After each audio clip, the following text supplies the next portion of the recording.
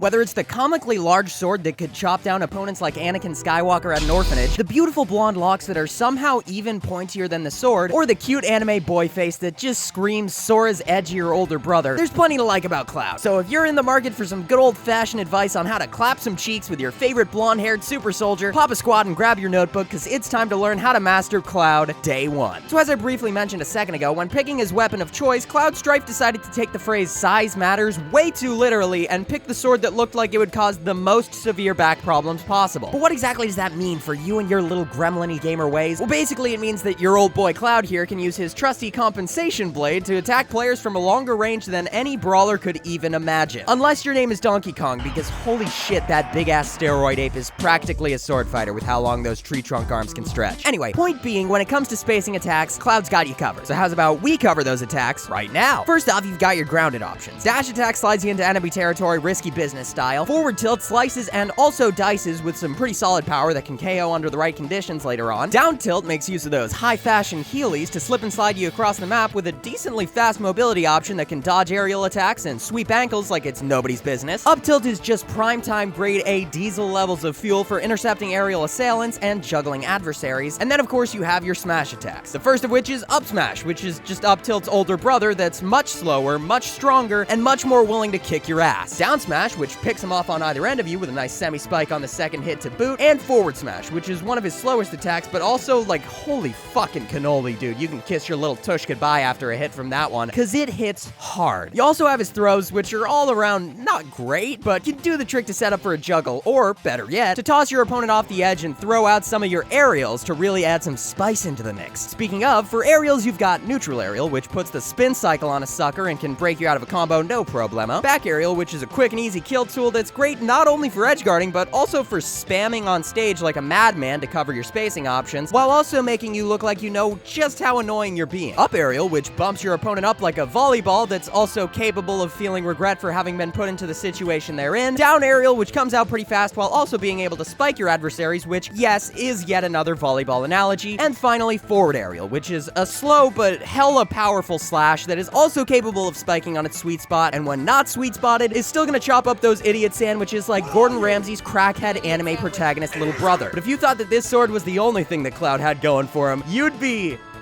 well, he's got a great personality. So let's talk about Cloud's special moves. The first of which, and possibly the most infuriating of the bunch, being the neutral special, Blade Beam. With a long range and a decently large hitbox, this attack is great for pushing back those beta gamers who think they're worthy enough to lay their hands on an alpha Chad body like yours. It's also great for stalling you in the air as you're getting back onto the stage, and for preventing recoveries like a true part-time pro gamer, full-time douchebag. And on the subject of recovery, there's also Climb Hazard, Cloud's up special, which thrusts you up into the air. And if you press B again at the highest point in the jump, you can bring that sword and Cloud slamming right back down. It's a good out of shield option. It's a good way to just ruin your opponent's day by taking your own stock along with theirs. Honestly, the only thing it's not the best at is bringing you back to the stage. So don't go too deep when you're blasting out those spikes on a kid and you'll be all set. And then of course you've got Cloud's sword slashing, damage dealing, stock stealing, bust a nut buster blade blaster, the cross slash. This move has 5 hits across 3 inputs, with the first input corresponding to the first hit, the second input, which can only be activated after making contact on the first hit, releasing the second hit, and the third input releasing hits 3 through 5. Naturally, since this has 5 hits, it's sort of a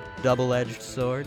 What the fuck am I doing with my life? With 5 individual hits on this move, it does a pretty hefty chunk of damage, but the move is also pretty slow, meaning it's pretty punishable. Also, much like the Blade Beam, it can stall you in the air briefly. Alongside the damage it deals, though, it also has pretty high knockback, so if you can use it without getting totally tossed around by an opponent, it can be a pretty consistent kill option. And finally, let's talk about Cloud's nifty little gimmick, Limit Charge, and how it can get opponents tearing out their hair in no time flat. Basically, Cloud has this handy-dandy little limit meter that charges passively as you take or deal damage, but if you use your down special, you can fill her up manually with your own 2 greasy, sausagey little gamer hands. Once it's fully charged, not only do you get increased mobility in every regard except attack speed, you also have 15 seconds to use one supercharged version of any of your special moves. After that point, the limit runs out, and you gotta charge it all over again. As for the special moves, Limit Blade Beam moves faster, hits multiple times, does more damage and knockback, and is also blue, the color of power. Limit Cross Slash insta-pops all 5 slashes way faster, making it way harder harder to punish, hits like a fucking turbojet, including on shields, and straight up freezes your aerial momentum. And Limit Climate Hazard goes way higher, has way more horizontal mobility, and is way better at grabbing the ledge off the rip, and deals more damage as well. As for the down special, when your limit is charged, its normal make bar go full move gets replaced with Finishing Touch, aka this badass whirlwind that only deals 1 damage, but has crazy high knockback that lets you kill stupid early by Wizard of Ozzing a motherfucker straight out of Kansas like the wicked bitch of the West you are. So anyway, just remember to charge your limit whenever you're able, because the more limit breakers you can use, the more chances you get to make your dear friends actively hate you in the most one-sidedly entertaining way possible. And at the end of the day, isn't that why you're here in the first place? And with that, that's just about everything you need to know. So now all you have to do is train hard, troll harder, and remember that after all that, if you still can't score a win against your try-hard opponents, you can always just switch it up and try switching to Sephiroth, whose sword is arguably even larger, and try the villain's path on for size. Until next time.